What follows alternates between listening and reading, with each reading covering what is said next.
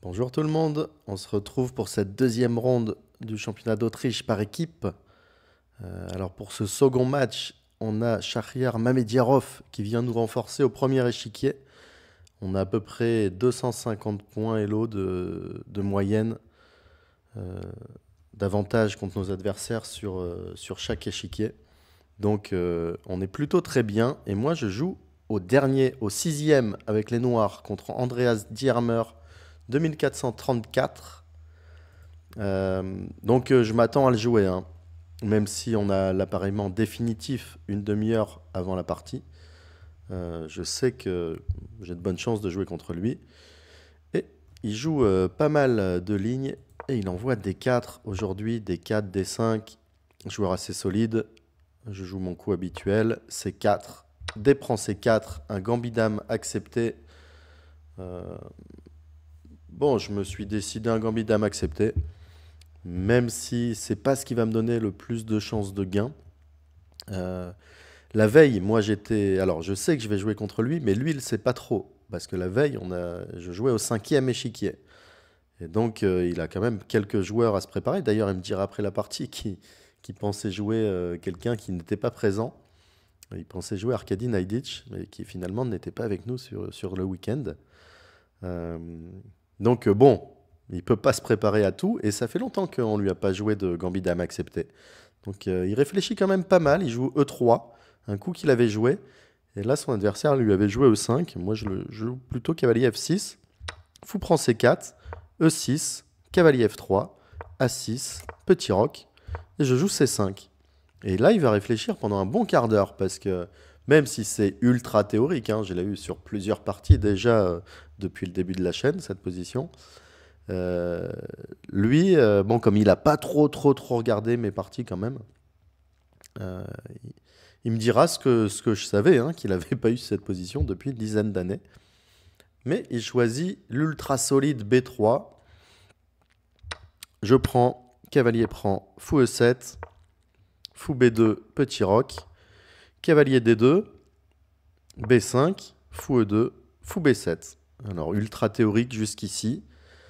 Euh, Moi, je joue assez vite. Lui, il prend encore pas mal de temps pour jouer ici à 4. Euh, Mamediarov m'avait joué tour C1 dans un tournoi, dans un rapide en ligne. C'est aussi un coup normal, hein, mais à 4, très normal. Puis on prend. Et ici, B prend A4. C'est plutôt tour prend A4, le coup théorique, qui pose quelques problèmes. Après qu'il y a BD7, Dame 1 notamment, c'est le coup principal. Euh, on a eu ici cavalier C5, tour A5, H6, ça c'est la partie d'Ingliren contre Maxime. Après, dans le seul tournoi que Dingliren a joué après son titre mondial, Maxime avait facilement égalisé quand même après tour C1, tour C8. Même si, somme toute, il faut être un petit peu précis parce que le pion A6 est un peu moins bon que le pion B3, il y a quand même un peu plus d'activité côté blanc, mais la symétrie fait que bon, c'est à peu près égal avec un ou deux coups précis des noirs. Mon adversaire choisit B prend A4. Bon, là, je vois que j'ai le choix entre KD 7 et KC 6. Je fais KC 6. Et il fait cavalier C4. Ici, je vais jouer assez vite cavalier B4 pour essayer de garder pas mal de pièces. Ça me commençait à me... Je trouvais ça pas mal déjà à ce moment-là. L'ordi aime beaucoup cavalier A5. Le coup le plus simple, en fait. On va comprendre pourquoi. Bon, après cavalier prend, dame prend. Euh, on n'a plus trop ce problème avec A6 et le pion A4 reste en A4. Et après un coup comme... Bon, il y a fou F3, bon, c'est complètement égal. Ici, je risque absolument rien, théoriquement. Et on va voir qu'après mon coup cavalier B4, il va jouer le bon coup A5. Parce que là, il prend un peu d'espace quand même à l'aile dame. Le fou E2 qui tape A6. Et la case B6 hein, offerte au cavalier. Sait-on jamais. Après, je suis bien développé, il n'y a pas de raison d'avoir de vrais problèmes. Mais quand même. Alors, j'avais pas vraiment envisagé ce coup cavalier A5, mais c'est vraiment un bon coup. On comprend pourquoi.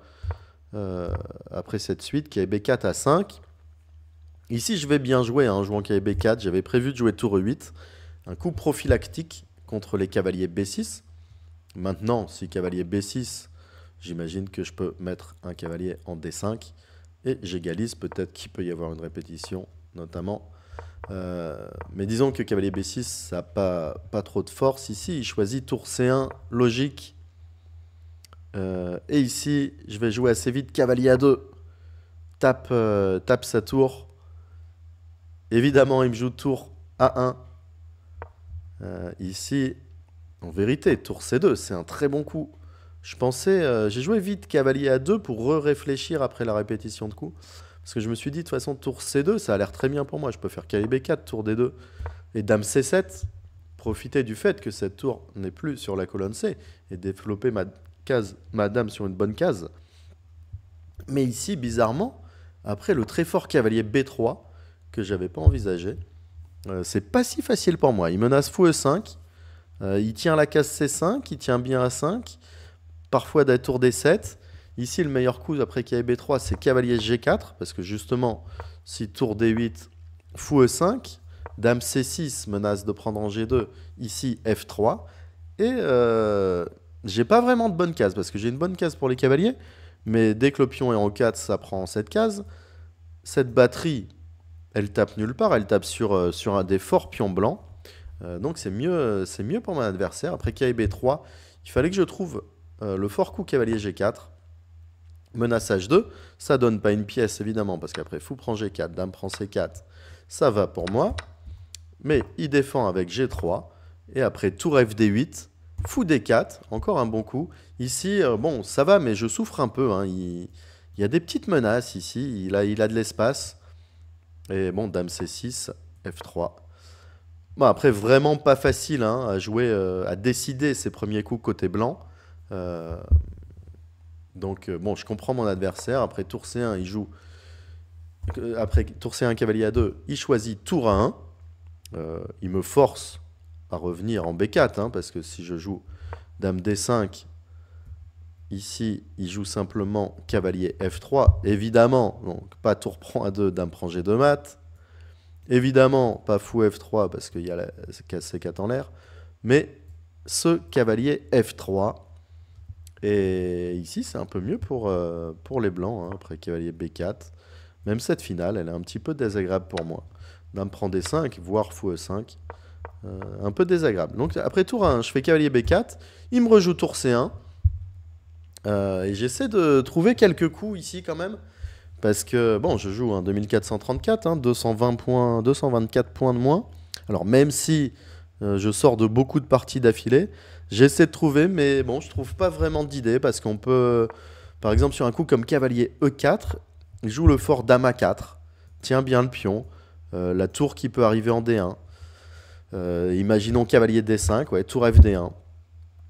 Et ici, je suis mal organisé, hein, au final, donc une position difficile. Peut-être que le seul coup, à part cavalier A2, qui fait vraiment du sens, ça serait H6. Mais au final, après pas mal de réflexions, je vois que ça soit après cavalier F3, que ça soit après fou A3, ou après H3, franchement, je vois pas vraiment comment je vais pousser non plus. Donc je décide de jouer cavalier A2, tour 1, cavalier B4, tour C1. Et on fait nul de cette partie très très solide. Malheureusement, on va se faire massacrer dans ce match.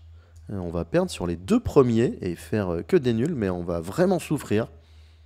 On verra si c'est déjà décisif pour le titre dans les prochains matchs. Mais oui, difficile. Alors, je ne vais pas vous laisser comme ça sur une partie, somme toute, assez insipide. J'aime bien vous les montrer quand même. Parce qu'il ne peut pas y avoir que des belles parties ou que des défaites, que des victoires. Il y a aussi des parties insipides comme ça. Et je vais répondre à une question sur YouTube, qui est une question qui était sous ma partie contre la dernière ronde du Grand Suisse, où il y avait un petit bilan du Grand Suisse aussi. C'était ma partie contre Aronian. Et il y a un YouTuber qui posait la question sur une de mes variantes après E4, E5. Alors je vais mettre l'échiquier dans le beau sens sur E4, E5, KF3, KSC6, KSC3, cavalier F6, partie des 4 cavaliers, fou B5, cavalier D4, cavalier prend, pion prend E5, pion prend C3, pion prend F6. Ici, Aronian m'a joué Dame prend F6, le bon coup. Et j'ai mentionné la variante pion prend D2, échec intermédiaire, pour gagner un pion, tout simplement. Fou prend D2, Dame prend F6, petit roc. Et j'ai dit qu'ici, il y avait qu'il y avait trop d'activité, en fait, pour le pion. C'est pour ça que les noirs ne peuvent pas prendre en D2. Et le youtubeur ou le viewer m'a posé la question. Et il a dit que même à 2000 Elo, cette position n'était pas si facile à jouer et qu'il ne connaissait pas les plans. Et du coup, je me suis dit, tiens, je vais regarder quand même. Parce que c'est vrai que nous, on voit l'ordi, il nous met +2 et c'est facile. Et en fait, il avait vraiment raison parce que, bon, fou E7, le coup normal, je vais passer, hein, je ne vais pas vous montrer. Bon, il y a Roi D8 qui est peut-être un des meilleurs coups de l'ordi. Mais ok, là, on voit qu'il y a clairement. Là, c'est facile. Hein. Là, on joue Fou C3, par exemple, Dame G5, Fou C4. Au pire, on va récupérer un pion. Mais on voit qu'il y a beaucoup de compensation, même si on n'est pas gagnant.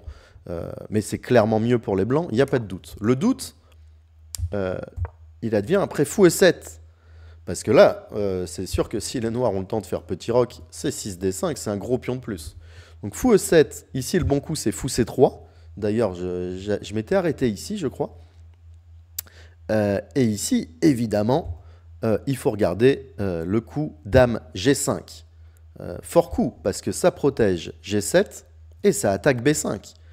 Donc c'est vrai, en fait, j'ai vraiment arrêté ma variante trop tôt. Et je comprends que même, limite, jusqu'à niveau maître international, si on ne sait pas quoi faire avec les blancs, c'est pas facile de trouver la solution. En blitz, même pour en blitz, tout le monde va avoir du mal ici. Et ici, le bon coup après Dame G5, c'est tour E1. Un coup vraiment brillantissime. Pourquoi c'est si fort? Parce que après Dame prend B5, logique, hein, on prend la pièce. Ici, il y a Dame G4. Waouh! Alors ça, c'est les deux coups que vous devez connaître sur cette variante. Voilà, parce qu'ici, il n'y a pas de petit roc. La Dame prend G7 mat. Donc, trop de difficultés à défendre G7. Je crois qu'après tour G8, est-ce que Fou F6...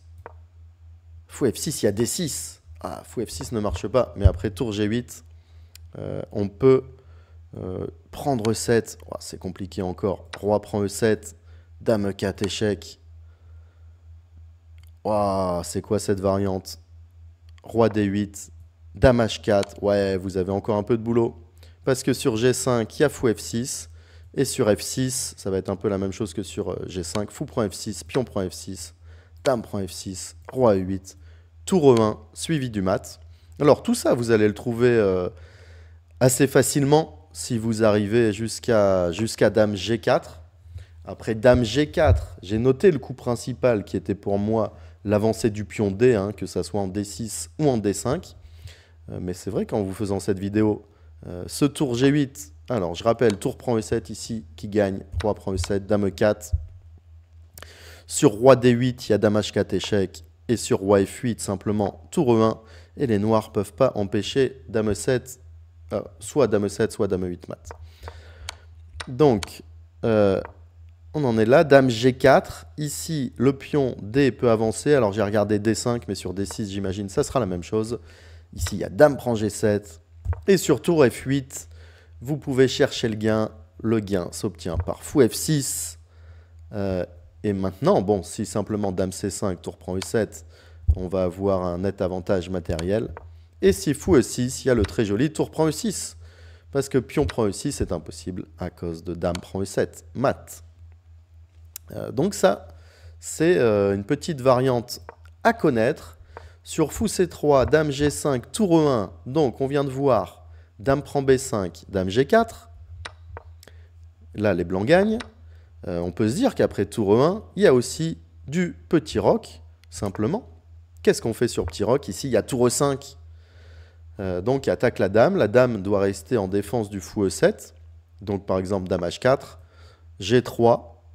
Il n'y a que la dame en F6 qui défend E7. Et ici, Fou D3. Et là, on est presque gagnant parce qu'on menace, par exemple, Fou prend H7, Roi prend H7, tour H5. Pas que ça. Et là, je vais vous montrer la variante la plus jolie. Bon, si par exemple G6 pour éviter fou prend H7, là on ferait simplement par exemple Dame 2, suivi d'une découverte. Mais la jolie variante, c'est Dame D6 qui se retire hein, de cette batterie, tour et fou C3. Sur Dame D6, il y a Dame H5. Et par exemple, après, ce qui semble être la meilleure défense, G6, qui défend H7 et attaque la Dame. Très haut blanc. À vous de trouver le coup brillantissime et le mat en 3 coups. Dame prend H7, Roi prend H7, tour H5 échec, Roi G8, tour H8 mat. On est presque au bout je vous rappelle, de cette variante des 4 cavaliers, de ce coup intermédiaire, cette question viewer, C prend D2 échec, fou prend D2, Dame F6, petit roc, fou E7, fou C3, Dame G5, tour E1. Donc ici, on a vu Dame prend B5, Dame G4, on a vu petit roc, tour E5. Et il nous reste la dernière tentative de défense après fou C3. Alors, Dame G5 qui défendait G7 et attaquait B5. Je vais passer sur les autres coups comme Dame D6 par exemple, parce qu'au pire, vous pouvez échanger les dames, suivi de fou prend pion avec une attaque, parce que le roi, malgré l'échange de dames, reste dans les courants d'air quand même. Il reste... donc, les vrais coups, c'est Dame G5. Et après, si vous avez un niveau un petit peu plus élevé encore, il y a Dame H4 qui est très intéressant. Pourquoi? Parce qu'ici, il ne faut surtout pas jouer fou prend G7 à cause de tour G8. Et ici, c'est les noirs qui ont déjà les menaces de mat. Et on le voit tout de suite, hein, par exemple, fou C3, Dame G5, menace Dame prend G2 et Dame prend B5. Et ici, on ne va pas avoir suffisamment de compensation avec les blancs. Donc après, Dame H4, surtout, ne pas commettre cette erreur. Et jouer tour E1. Ici, on va regarder petit roc, parce qu'il y a d'autres coups que petit roc, mais c'est le seul coup, par exemple. Bon, il y a quand même du C6. Ici, on jouerait G3. Et il ne pourra pas roquer après, parce qu'il va devoir rester en défense. Le roi va devoir rester en défense du fou E7, hein, parce que notamment après Dame G5, il y a tour E5. Donc après tour E1, petit roc, le coup logique, et ici on joue simplement G3, Dame G5, tour E5, et après Dame F6, on retombe presque dans l'autre variante, où on peut jouer fou D3, avec une attaque quasiment gagnante. Voilà pour cette partie, et cette petite partie théorique. Dites-moi si ça vous plaît, ces petites réponses à vos questions dans les ouvertures. Du coup, n'hésitez pas hein, sur chaque partie si vous avez des questions, voilà, de temps en temps. Peut-être, et puis souvent au détour d'une partie un peu rapide, j'y répondrai peut-être. Voilà, à bientôt pour une prochaine partie. Ciao, ciao.